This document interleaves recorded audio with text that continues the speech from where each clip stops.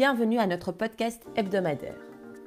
Lundi dernier, toute l'attention s'est portée sur les prix du pétrole et du gaz. Le prix du pétrole a brièvement touché $139 le baril. La dernière fois, c'était en juillet 2008. Comme sanction à l'égard de la Russie, les Alliés envisagent un embargo sur le pétrole et le gaz en provenance de Russie. Cela n'a pas manqué d'avoir un fort impact sur leurs prix. Et le mardi, ces tensions étaient quelque peu retombées. Le président Biden a annoncé une interdiction d'importer du pétrole et du gaz russe à partir de fin 2022. La Grande-Bretagne lui a emboîté le pas. Selon Goldman Sachs, cela signifierait que plus de la moitié du pétrole russe serait invendu et devrait rester dans les ports. La main salvatrice est venue d'Ursula von der Leyen, qui a déclaré mercredi que l'Union européenne disposait de suffisamment de gaz pour passer l'hiver. Les prix du pétrole et du gaz ont alors baissé et les bourses ont entamé un beau rallye, les indices boursiers européens grimpant de 5 à 7% en une journée. Jeudi, c'était au tour de Christine Lagarde de la Banque centrale européenne de faire l'actualité. Et cela a donné lieu à quelques surprises. Le programme d'achat d'obligations en cours sera progressivement réduit et arrêté d'ici la fin du deuxième trimestre 2022. La prochaine étape serait alors d'augmenter les taux d'intérêt directeurs, même si la présidente de la BCE y est encore réticente. La raison est le conflit en Ukraine et ses conséquences négatives sur la croissance économique en Europe. La politique monétaire pourrait être ajustée si nécessaire. La Banque centrale européenne s'est montrée assez optimiste quant aux perspectives de croissance économique pour la zone euro, 3,7% cette année et 2,8% l'an prochain. L'inflation restera élevée cette année, plus de 5%, mais la BCE la voit reculer dans les années à venir. L'euro a profité de ces annonces et le taux d'intérêt allemand à 10 ans a également rebondi.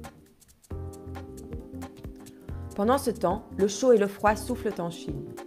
Après tout, Pékin a refusé de qualifier l'invasion russe d'invasion et s'oppose aux sanctions financières et économiques imposées à la Russie. La Chine se dit partisane de pourparlers et négociations entre les parties combattantes. Le ministre des Affaires étrangères, Wang Yi, a qualifié la semaine dernière l'amitié entre la Chine et la Russie de solide comme le roc. Cependant, le conflit en Ukraine est un coup dur pour la Chine. En raison du différend commercial avec les États-Unis, la Chine avait fortement resserré ses liens avec l'Europe en tant que partenaire commercial. Et la guerre en Ukraine est donc très inopportune. Le même raisonnement s'applique aux Européens. Le commerce européen avec la Chine est bien plus important que le commerce avec la Russie. La position soi-disant neutre de la Chine sur le conflit lui-même ne facilitera donc pas les relations commerciales entre ces deux blocs. L'invasion de l'Ukraine par la Russie et les sanctions qui ont suivi sont en train de bouleverser la manière de faire des affaires avec la Russie, au point qu'une chaîne de restauration française a reçu des menaces. Il s'agit de la maison de la Poutine qui a des succursales, entre autres à Paris et à Toulouse. Ce restaurant sert depuis de nombreuses années un plat franco-canadien typique qui s'appelle poutine. Il s'agit d'une combinaison quelque peu inhabituelle de frites, de fromage et de sauce. Ce plat existe depuis les années 1950.